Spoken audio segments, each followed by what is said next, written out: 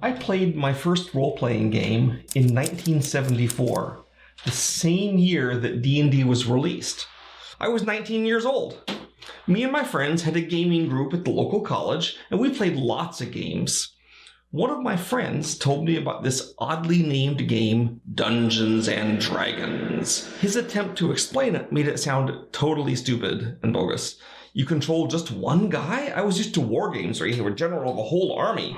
He said you hang around in dungeons. Ew. No counters? Weird-shaped dice? I'd only ever seen cubicle six-siders, but he insisted we give it a shot and managed to borrow a copy from one of the college teachers. We hung onto that copy for several months before we finally managed to order our own from Tactical Studies Rules. It cost $10 too, so it was pretty expensive. Remember, we were pretty poor college students.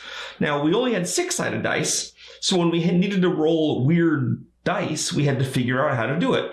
We got cardboard chits numbered 1 to 20 from an old SPI game and put this in our shirt pockets. Then, when we needed to roll a D10 or a D20, we'd reach into our pocket, pulled out a chip, that was our result. To make a 12-sided die, we'd roll a D6, and that would give us numbers 1 to 6. Then we'd roll another die, and if it was low, we'd just leave the first die 1 to 6, and if it was high, then we'd add 6 to it. So that would have made 1 to 12. And we had techniques like this for all the kinds of dice.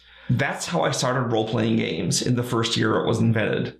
It was almost a year after we'd been playing D&D. We finally managed to find a statistics company that we could mail order the weird dice from. These dice were terrible. They were soft plastic, hard to read. In fact, they were impossible to read until you used a pen to try to fill in the numbers. And that didn't work too well because ink didn't really stick to plastic. It was horrible. Plus, the 20-sided die was just numbered 0 to 9 twice, so we've had to figure out a different ink cover for half the numbers so we get to 20. Chaosium later on suggested the mnemonic teen is green for coloring the dice. So if the ink was green, it meant add 10 to the total. Plus you had to remember that the 0 was a 10 or, a 20. Character sheets had not been invented yet. We used lined paper. Our characters looked like this. Worst of all, the original D&D rules were so bad, it was literally impossible to figure out how the combat or magic systems worked. Now, one of the good results of this was that every game master had to become a designer. We all basically had to invent our own combat or magic systems. Now, I'm not going to say this was the golden age of role-playing, because it wasn't. I mean, if you're in the modern era and you get a role-playing game that actually makes sense when you get it, you can still put your creativity into inventing a new combat or magic system, right? You don't have to use theirs. But we had no choice. Now, eventually, role-playing did so well, because everyone's making their own rules, that they led to a plethora of new role-playing games in all kinds of weird settings, because everyone made their own rules. Some of the ideas lasted, but many did not.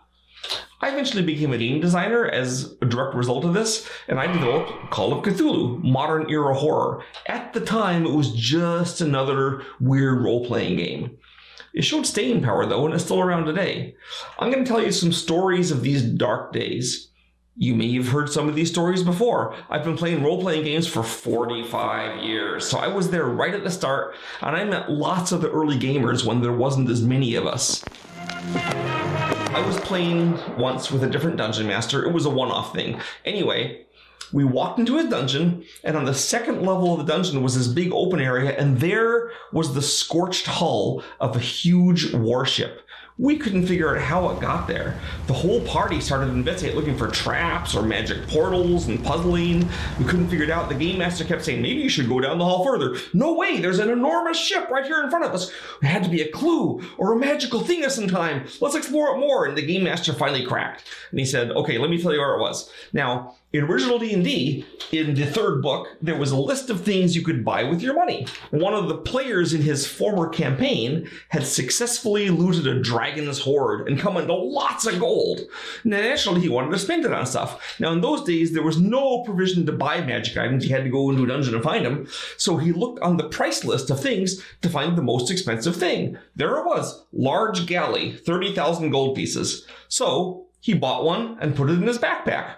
Maybe he thought it was a stove? Who knows? Anyway, on the second level of the dungeon, the game master found out he had a large galley in his backpack and said, "It's a warship. It won't fit in your pack."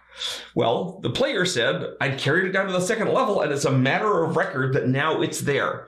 The game master agreed, but said he had to drop it because it was too heavy. So they dumped the galley right there in that big hall. Then the players decided to set fire to it for some reason. It burned for a little while, then went out, and the game master, true to his creed, left the burned hulk of the ship in his dungeon, and it was there forever after, because, of course, no one could remove it.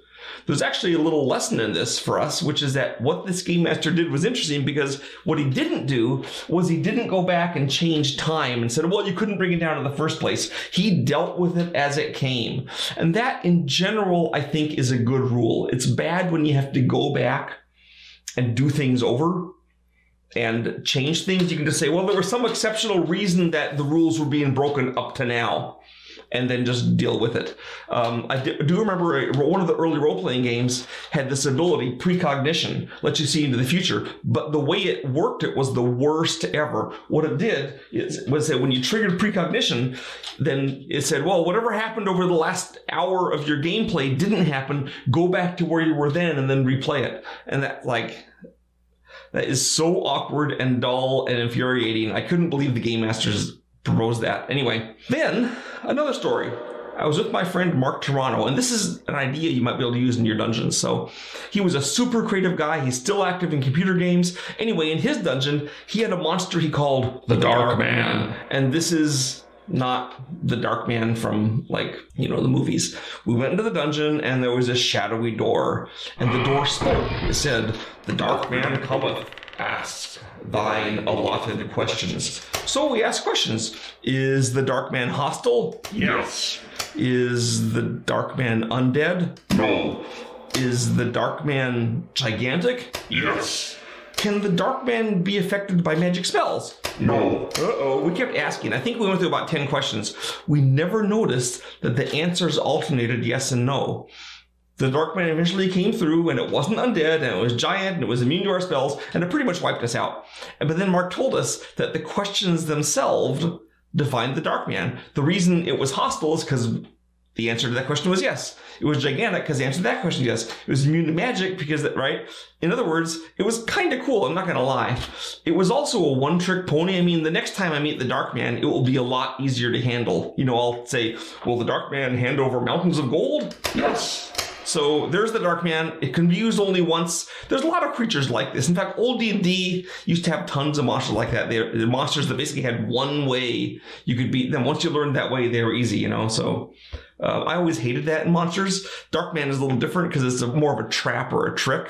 Okay, so one last tale. This one is also educational. Now, I was at the old GrimCon convention in California. I think it's gone now. There's no more GrimCon. Anyway, in an open gaming room, this dungeon master was arguing loudly with his players that they couldn't sneak past the monsters in his dungeon because the players wore armor. And the armor would make lots of noise. The monsters would hear them. So I was actually not playing in the game. I was there as a spectator. I walked through the room and heard the argument, so I walked in to listen to it. So this guy, an attendant to the convention, comes walking down the corridor outside the open gaming room wearing a full outfit of black leather straps and chainmail and metal plates, and his armor's creaking and rattling and make loads of cool noise. Anyway, the game master points to the guy as he walks by the door and says, "See, listen to that guy. You can tell it's impossible to sneak in armor." And then he goes into this whole rant about how impossible it is. Well, the guy in the corridor hears him. So he keeps walking. Then he enters the other door to the open gaming area. From here, he's behind the dungeon master, so he can't be seen. He walks carefully, still in full armor, completely silently across the room, comes up behind the dungeon master, and then stands there. Meanwhile, the dungeon master is still yelling about how you can't sneak in armor. He's getting mad now because his players are cracking up. They're laughing at him because they all watched this armored guy walk quietly across the huge room behind the dungeon master without him noticing. Suddenly, the dungeon master gets a feeling something's wrong. He spins around, and there's the armored guy there. The guy smiles, wiggles his fingers, turns around and walks away, still silent. But when he got back to the hallway, he starts walking normally again, making the creaks and clanks. By the way, when he was walking quietly, he wasn't moving that slowly. I mean, he wasn't running, but he wasn't just like inching along. He just like walked more carefully. So not only did a know-it-all GM get owned, but I learned that in fact, it is possible to walk silently in chainmail.